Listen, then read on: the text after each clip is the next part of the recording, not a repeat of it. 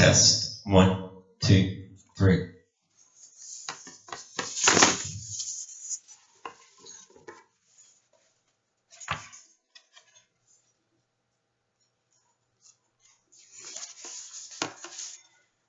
I'm just selecting a section of the book called On Yourself, A Fearless Approach. What it might be like to live an emergency-free life in which you have a fearless approach to symptoms or crises, specifically to face an expression or an experience of some type of difficulty and to receive a diagnosis that may require that you proceed with trust, courage, and curiosity.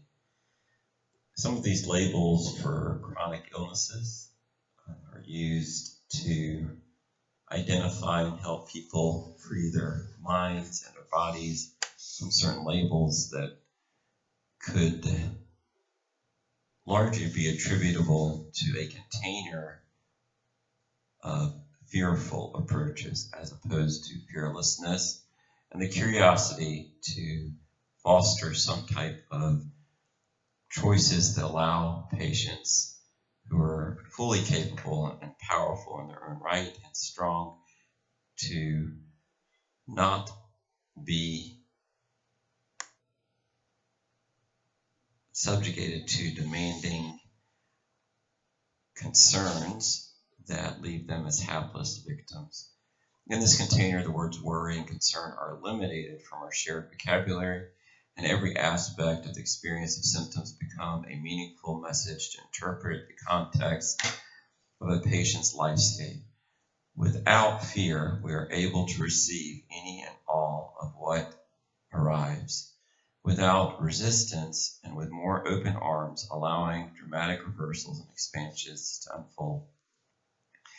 It is the author's belief that the science of PNI backs this up, that our emotions tell our bodies when and how to manifest symptoms. Again, I'll repeat that again. It is this author's belief, and I'm providing my own understanding, summary notes, discussion, commentaries on different texts.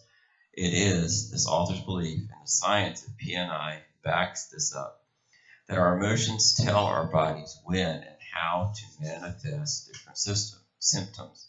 Once symptoms are expressed, we are invited to respond to the symptoms themselves. Do we freak out and run away or go to the ER?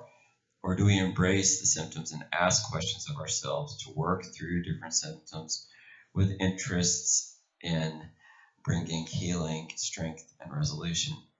Here's what one participant in the online program had to say about negative emotions and the potential for not running from them. This person said, on Monday I was exhausted from a day at work and then looking after the kids. I took myself to a quiet place to rest and to be still, and soon felt something uplifting in the feeling of being exhausted. It's quite extraordinary. It's the second time this week that I felt negative emotions, and then those emotions evolved into something very different. Again today, we had to face up to some financial circumstances, and I was feeling fear about this. When I let it be, that feeling morphed into a very blissful state full of gratitude and feelings of peace and serenity. I was almost crying from tears of joy. Again, I'm summarizing, providing notes and discussions. I encourage everyone to read these texts and understand them for myself or yourself.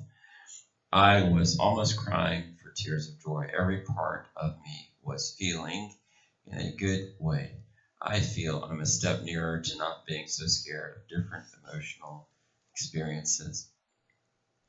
In this practice program, the most important criteria for clinical success is a shared belief system that supports the power of the body to heal when it is properly supported. This support comes in the form of a high level of self-care commitment, but also a mindset that is aligned with the body's potential and acceptance around what it is. It is founded on trust, and it is founded on results in being fearless. And I'll stop there. There's plenty of work to be done in this area.